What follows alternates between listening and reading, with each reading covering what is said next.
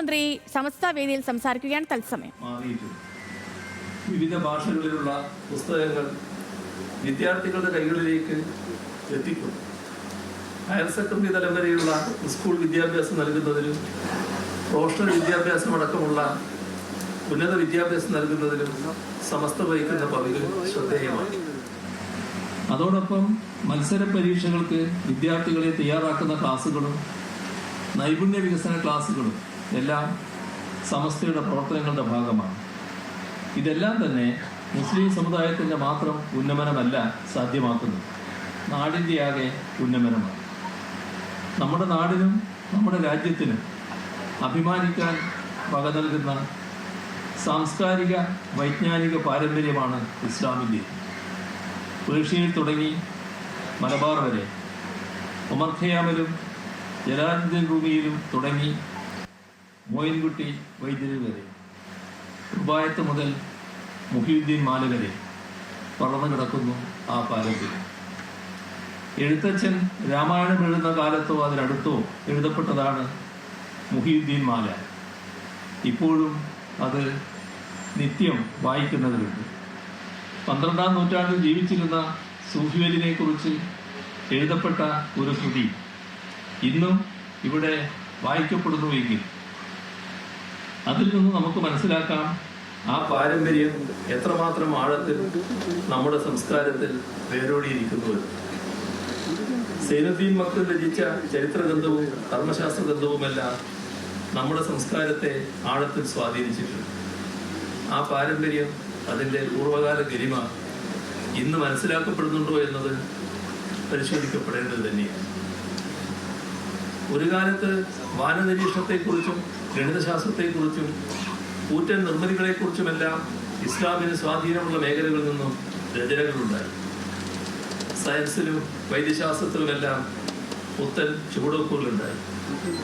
പക്ഷേ പിന്നീട് ഈ വിശാലതയ്ക്ക് അല്പം പരിമിതി വന്നു, യാഥാസ്ഥികത്വത്തിന് മേൽക്കൈ വന്നു. തുടർന്ന് ഇസ്ലാമിക സംസ്കാരത്തിൽ നിന്ന് രൂപം കൊണ്ട പല പുത്തൻ അറിവുകളും തമസ്കരിക്കപ്പെടുന്ന നിലയുണ്ടായി. അതോടെ വൈജ്ഞാനിക മുന്നേറ്റത്തിന് ഒരു ഇടിവ് സംഭവിച്ചു. ഈ പരിണാമത്തിൻ്റെ ചരിത്രം സസൂക്ഷ്മം അപഗ്രഥിക്കേണ്ടതുണ്ട്. മാറേണ്ടിടത്ത് മാറി ചിന്തിക്കാൻ തയ്യാറാകണം. ഇസ്ലാമിൻ്റെ വൈജ്ഞാനിക ഗരിമ പൊതുസമൂഹത്തിന് പകർന്നു നൽകാനാവണം. അതോടൊപ്പം അത് ഉയർന്നു വരുന്ന പ്രതിലോമ ആശയങ്ങളെ ചെറുക്കാനും കഴിയണം.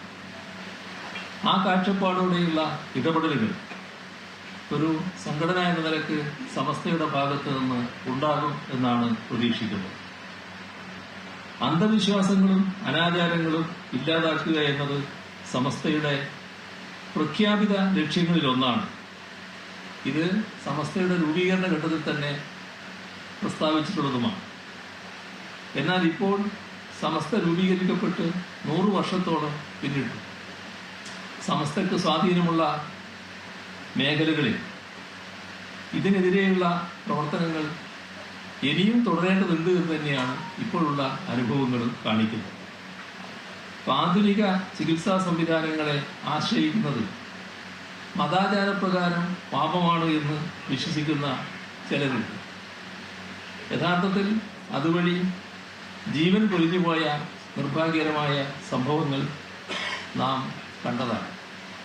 ഇത്തരം അന്ധവിശ്വാസങ്ങളിലും അനാചാരങ്ങളിലും കുടുങ്ങിക്കിടക്കുന്നവരെ ശാസ്ത്രീയ ചിന്താഗതിയിലേക്ക് നയിച്ചു കൊണ്ടുവരാൻ സമസ്ത പോലുള്ള പ്രസ്ഥാനങ്ങൾക്ക് കഴിയേണ്ടതുണ്ട്.